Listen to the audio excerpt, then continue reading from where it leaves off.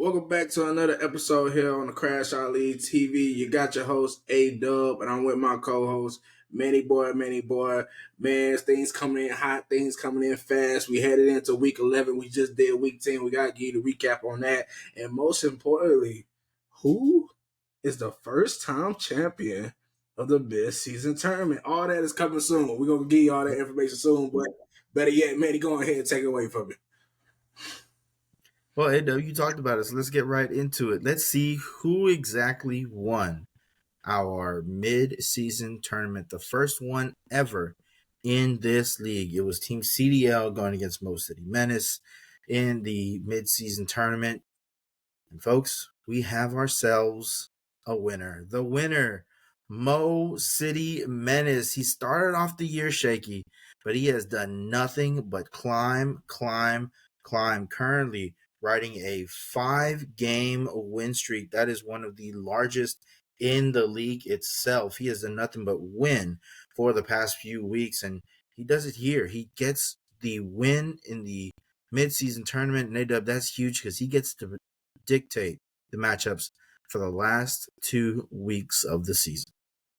Yeah, it's very huge. I mean, Coach got hot at the right time. Hopefully he can keep this going and don't burn out before the playoffs come. But this is giving you a sneak peek of what could happen. I mean, you got David versus Goliath, number one. They only lost one game in the season, going against somebody who struggled at the beginning. And who came out on top?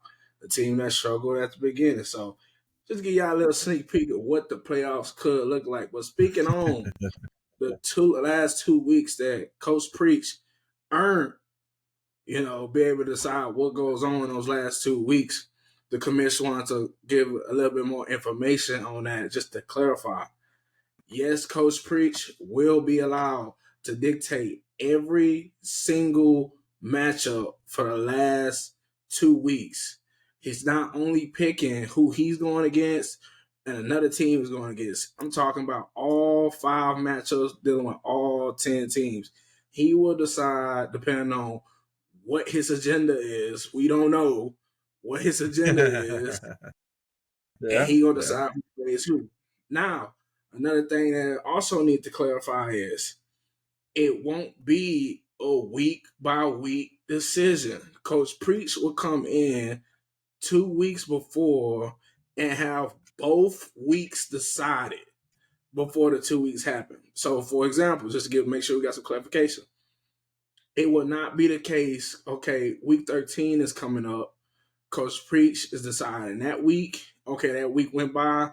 Now let's decide the 14th week. Now, when week 12 is over with, before the week start, Coach Preach has to submit the lineups for the next 2 weeks of week 13 and week 14. Yeah. Just to, give a little construction behind it. You know what I mean? Some boundaries behind that barrier a little bit, but nonetheless, still huge that he gets to decide the last 2 weeks in the regular season. Yeah, definitely. I mean, this is going to be real exciting to see what exactly he's going to maybe target, what team he's going to target. Maybe he's got somebody who's like, you know what, man, I feel bad for him. Let's see if we can't get him into the playoffs. So we'll see. We will certainly see. But nonetheless, we move on to our fantasy recap, ADUB. So we go ahead and look at our previous scores. The first one that we look at, though, is our game of the week. We had Smooth Criminal taking on Mo City Menace. And at the end of the day, this one was not close. Mo City Menace, 135 points to the 117 put up by Smooth Criminal. You see there at the very top. And then Team CDL getting a win against C- Draft. Gridiron Cartel falls to Jamaica Workers. We had Team Luck actually pick up a win against GBK.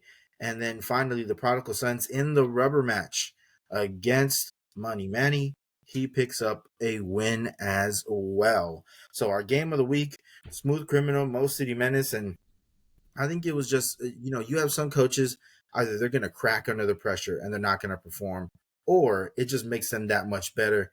And I think for Mo City Menace, the pressure makes him that much better. And so we saw that here. He had a big week where he had to win in the regular season, and a win could also mean that he could get a win in the midseason tournament. He does both. He goes 2 for 2 on the day. And so I think really we just saw the kind of competitor that he is. But again, 135, 117, this one really ADUB, not close. Yeah, not close at all. I mean, Coach Priest, he showed up like he's been doing for the past 5 weeks, like you said, on a 5 game winning streak, and he's been putting up significant numbers. I mean, Drake Bay has been fantastic. If you notice in the league that they on, I think, a 7 game winning streak in the NFL right now. Then you also got Trayvon Henderson, who finally found himself in the second half of that game and doing big things than Drake London doing what Drake London does, and that's grown man football. And then Chris Olave showing up this week with a struggling Saints team against Jimmy Horn, not Jimmy Horn, but Horn, showing up against him and still making plays. So, when you got guys like that balling out and then everybody else just filling out their roles, it's a good win to have right there. Yeah, definitely. And then we go ahead and look at our upset of the week, and that was Gridiron Gertel against Jamaica Workers. That one purely based off of seeding. It was the biggest separation between two teams, but that one also not very close, 139 to 108. And again, we thought that maybe we would see the Jamaica Workers slow down, especially because some of the injuries that he's sustained throughout the season. But it seems like he's only picked up. Like he took a gamble with Rashid Rice, just seeing if he was, going to be able to come back in a timely manner and if he was really going to be able to be as productive as he is. And we've seen that he certainly is as productive as he can be. Rice has been a much welcomed part of this Chiefs team. And so they were off, but again, you see a 14 from Swift, 17 from Nakua, but 38 points from Gibbs really makes this a huge separator in the end. So if you look at the numbers, should it have been closer? Maybe, but nonetheless, it's still a major win, 139 to 108. Yeah, when it comes to Coach Deshaun, Gridiron Cartel, it's really just tough for them. Like we said last week, they've been dealing with a bunch of season-ending injuries. I believe they lost about 4 to 5 guys to season-ending injuries, and they just been trying to replace with what they can with waiver wires and trades. And I just think that they need to go ahead and rethink, because now they're at a critical point. Now they're at a point where wins matter for them specifically, because how low they are in the standings. They have to start winning consistently if they want to make the playoffs.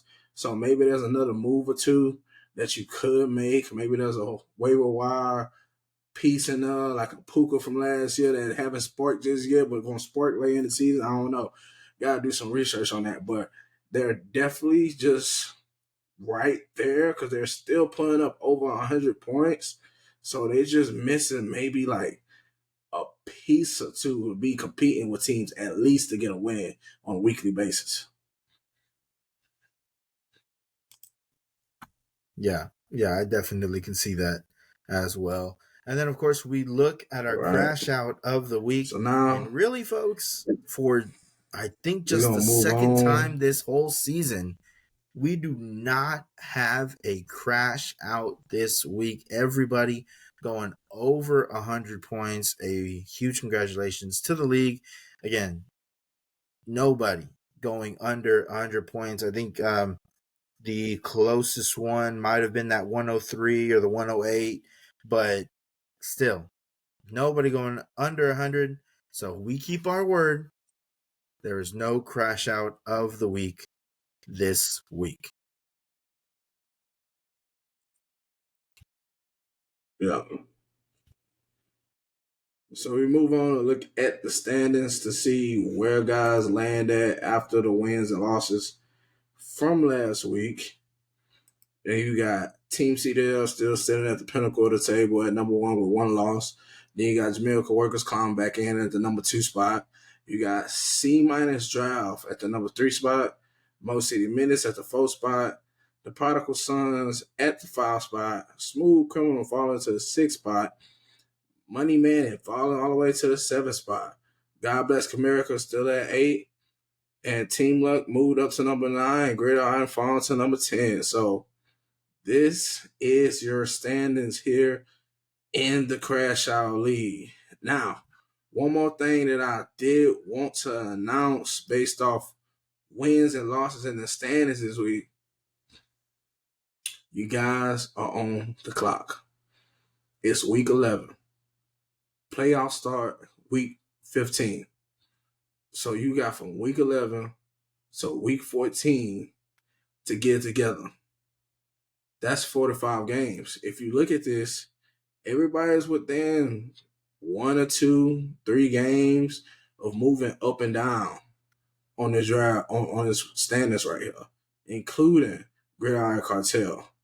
You are only 2 games away from the last spot here to get into the playoffs. You need to make a push right now. And if it ain't no better time, it's right now. Now we move on. And there's one thing that we do need to update you guys on that we forgot to do, and that is the bounty board. What happened Bounty board with the bounty time. board? Now, as we all know, when it comes to the bounty, any and everybody can get it depending on wins and losses, trades, waiver wire picks up. What did you do? What was a game changer that you did? Or based off who previously had it. And as we all know, the Prodigal Sons had it in this previous week, and they've been holding on it for a while. Now, a team that stepped up to the plate to try to take that weight bounty from them was 2 inches too big. Now, 2 inches too big, they took a shot. As we all know, there's only 2 things that can happen. You either can hit your target or shoot yourself in the foot. Now, the question is, what did the organization 2 inches too big do? And they shot themselves in the foot. So what does that mean? That means the Prodigal Sons holds on to the bounty for yet another week and ties the record with Team Fabo, aka the Jamaica Workers, for the second longest holding the bounty here in this league, and is 1 week away from tying the longest somebody has held the bounty here in this league with Team CDL. Let's see if that's something they could do, man. You think that's something they could do? I mean, hey, he's got himself a tough matchup coming up, but of course we will talk about that. But all I'm gonna say is, if he's gonna get and tie the record, man, he's gonna have to work for it. He's gonna have to work for it, and we will show you how he's gonna have to work for it, because we will move on to our next segment, and that is our games of the week and our upset alerts. Now, the game of the week for the Crash Out League will be the Prodigal Sons taking on the Jamirical Workers. The Jamirical Workers have been red hot. They've been able to hold that spot as they now find themselves again in that second spot. They are second place. They are 2 games back from first, but they are not yet clinched into the playoffs. So the reason this one is our game of the week, yes, Prodigal Sons trying to find a way to get that, tie that record and sure themselves into the postseason. But the Jamaica Workers need a win. If they can find themselves a win, they inch that much closer to kind of being carefree in a sense, because they will still be in the playoffs no matter what. So this one is going to be our game of the week. Again, Prodigal Sons versus the Jamaica Workers. And listen, for all of you who ended up facing that man, the one and only Jonathan Taylor, last week in fantasy football, I'm sorry. I'm I, sorry. I really feel for you. I mean, Man, I gotta, I just, I gotta just, I gotta apologize because that you was a got it. rough one for you. Yeah. You know, Mhm. so Let it out. we expect that. However, this becomes a bit more interesting simply because I believe if we take a look at this, Jonathan Taylor is on a bye. He's not playing Yes, sir. this week.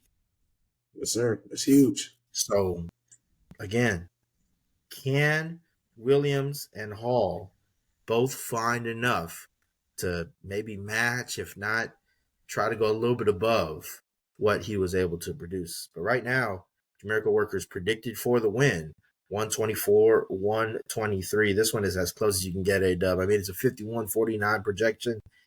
This one's going to be a good one. Now, ADUB, upset alert. Who do you got? Upset alert. I think for this one, you could call it that, but you also could call it the primetime game of the week. Let's go ahead and Oh, run the mid-season tournament championship back one more time for the season. I like Why it. not? I like it. The number one team, who's a one-loss team in a regular season, versus Most City Minutes, who's a four-time loser team in this league, but took down Team CDL last week in the tournament to snatch the big time reward of deciding the last 2 weeks. If I'm Coach Barlow and I'm seeing this man once again after I just lost a chance on something that, based off how the season was going, it felt like my birthright. I'm coming hard this week. Pause. No diddy. You know what I Coming mean? real hard. Yeah. I'm talking about I'm putting all my guys out there with no mistakes, with no remorse, and I'm letting it fly. And if I'm on Most City Minute side, I'm thinking I already took this coach down last week. Why not do it again? Do it Why again. Yep. not trap on him, give him his second loss, which A would give you bragging rights, and would B, it will put you closer in order to get the number one spot. Because think about it, man. If he hands Team CDL their second loss, there's a chance in the last 2 weeks. Let's say Team CDL go the rest of the season without losing. In the last 2 weeks, if most teams can stay clean, if he's able to match up Team CDL with somebody who's hot or who he think could win, it could possibly put Team CDL as a four-loss team just like him. And then at that point, it's going to come down to points. Who put up the most points Yeah. at that point? Yeah. So this is a And very big game between these two. Not only the number one team versus, I believe, the number 14, 5 team as an upset, but this is a prime time game. yeah. And ADUB, think about this, right? If he beats him in the midseason tournament last week, he beats him this week. What's stopping him from saying last 2 weeks, we're just gonna face off again? Because you can't beat Mm, me. You're not even close to mm, me. So I'm going to guarantee that I get these 2 wins. I mean, that's just the kind of mm. move that I can see Coach Preach doing in Most City Men is kind of hatching a plan. So again, I like it. I like it. I know we talk about upset alert, but man, really, this is another kind of just different iteration, a game of the week. So this one's going to be real, real exciting. And now, of course, we move on to our favorite segment, the one that you love, that we love, the one that you send over to Just your grandma, to your uncle, to your side chick, to everybody. Just again, we just want to reiterate that. Make sure you send that to everybody. But it is the NFL games of the week, folks. Do not worry. Okay? Please take comfort in the fact that this week we have no Packer games. Okay? So you're safe. All right? You're taken care of. Okay? I promise you. All feel right? it. So I feel attacked. Three games. Three games that you're going to want to pay attention to in the NFL slate. These are also coming on the later side. So, you know what? You're like, man, I've worked all week. Sunday, I just want to rest. Don't worry about it because the great games, they're on the back half of the NFL slate. We start off with the Seahawks taking on the Rams at 3:05 Central Time. These two teams have been pretty good. Their defenses have been pretty good. Matthew Stafford has been absolutely lights out. JSN has been absolutely lights out. And you can't forget about that defense. Both defenses are very stout and very difficult to not only pass on, but to also run on. So this is going to be a chess match between coaches and between players on the field in real time. This one's going to be really, really exciting. Now we go on to our 325 slot. And this is going to be the Chiefs again, but this time they take on the Broncos, an in division matchup. And Broncos, I mean, they have unfortunately been kind of up and down. They've been hot or they've kind of been a little low, and I think it's one of those teams that they play up to their competition or down to their competition. So I can definitely see the Broncos, especially at home, say, "Hey, we've got the Chiefs in here. We have a chance to make a statement in this league and try to get into that playoff picture." So again, that one's going to be real, real interesting. And then we finish off the Sunday night slate with Lions versus Eagles, a 7:20 game. Lions have been that team pretty much all season, but the Eagles coming off a big win as they take down the Packers on prime time again. But again, that was a low scoring game, not a lot of offensive production. We know that the Lions can produce offensively really well with Jahmyr Gibbs, with Amon-Ra St. Brown. So who's going to be able to really pick out this win? Is it going to be kind of just the pedal to the metal offense, or is it going to be the slow, methodical drives of the Eagles that we will certainly see? So we rewind all the way back. Seahawks versus Rams at 3:05. ADUB, who do you like on this one? For me personally, the Rams have been lighting it up.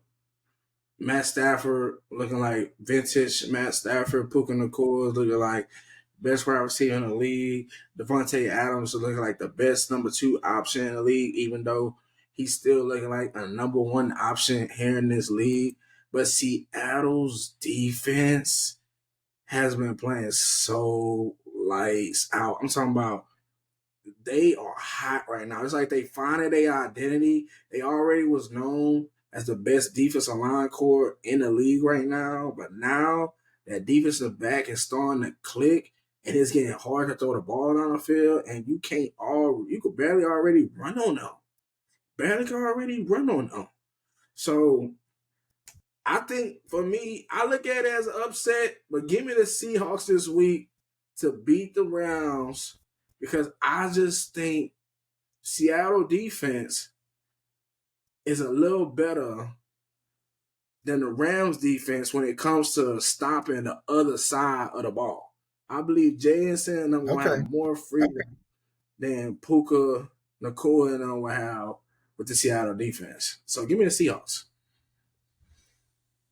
See, I'm actually going to go on the opposite side of you. I'm going to go with the Rams in this one just because I think they have enough firepower, especially at home, to be able to get over the hump and get this win. They do have a good defense. I won't lie to you and say the Rams don't have a very good defense. They've been pretty good all year, but I think that offense is going to be the biggest difference maker. You talk about Puka Nacua and Devontae Adams. They have been a dynamic duo that has not only worked but excelled this year. So I think they've got just enough firepower to pick up this win. We move on now to Chiefs versus Broncos. ADUB, Chiefs and Broncos, man. This is an in division matchup. Who do you like? This is an easy one for me. Give me the Chiefs this week. The Broncos have been struggling offensively. They have not been able to move the ball lately for the past couple weeks. And I just seen like some stats the other day of the teams that they have beat, and it has been below average teams, minus the Philadelphia Eagles that they somehow figured out how to win in that game.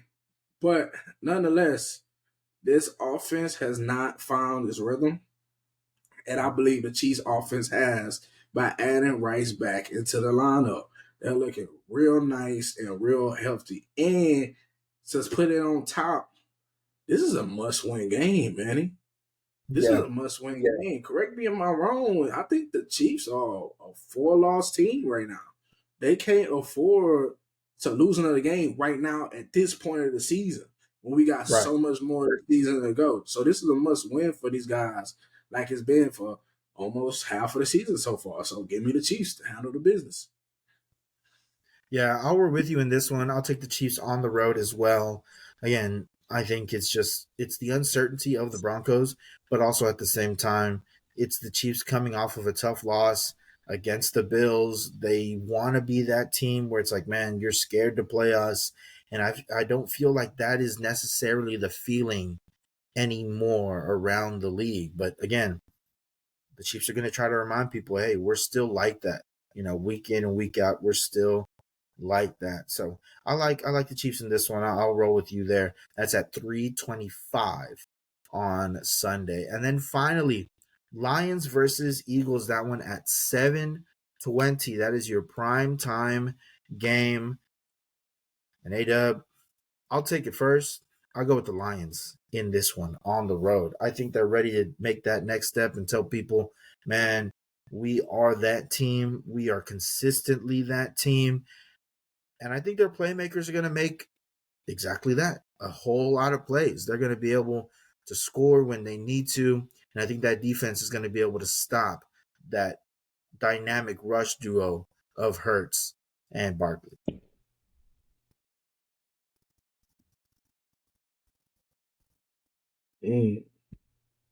Lions, go Cats. I'm not picking. It's just because he's a Packers I'm fan. not. That's the only reason I'm not. why. That's literally the only reason. I'm not picking. I'm not. Fuck both of them. How about that? You know what I'm saying? I hope they both lose. Some way, somehow, first time in NFL history in games. I hope both of these teams fall out and catch an L. Matter of fact, put a tie on their record and let them have one just like us for down the line. You know what I mean? Forget it. Nobody goes home with a win. That'd be the best thing for everybody. You know what I mean? For me personally, I'm not picking, bro. I'm not picking. They both suck. We beat the Lions at the beginning of the season. But, they just caught us lacking last night with Philadelphia. You know what I mean? We just trying to. Jordan Love is going to give me a heart attack, a stroke, an aneurysm.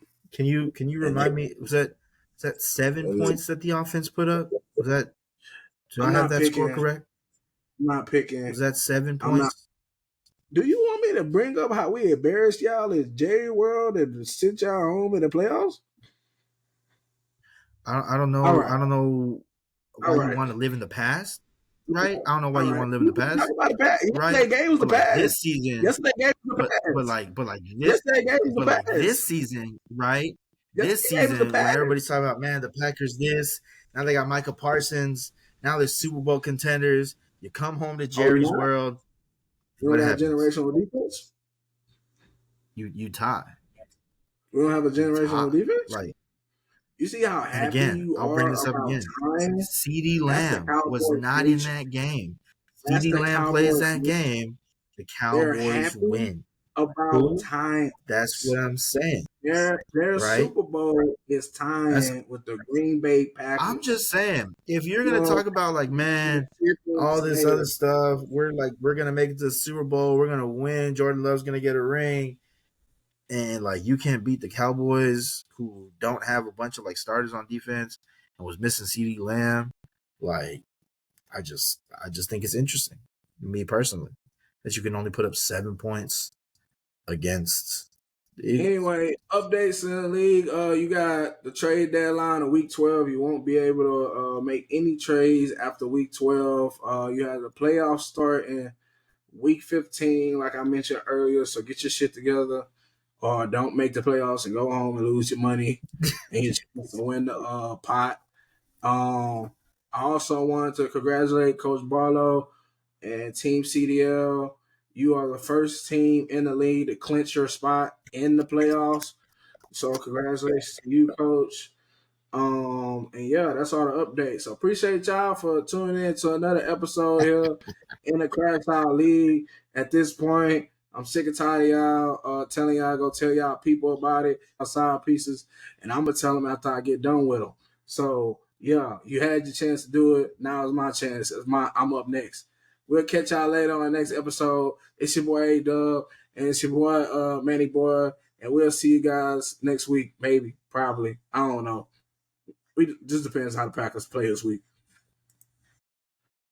Yeah, just want to say real quick, the views of ADUB are not those are the same views as the Crash Out League or the Crash Out League TV. Um, those are his sole views and his opinions, and not those of the Crash Out League or his co-host or of the Crash Out League TV. Thank you so very much.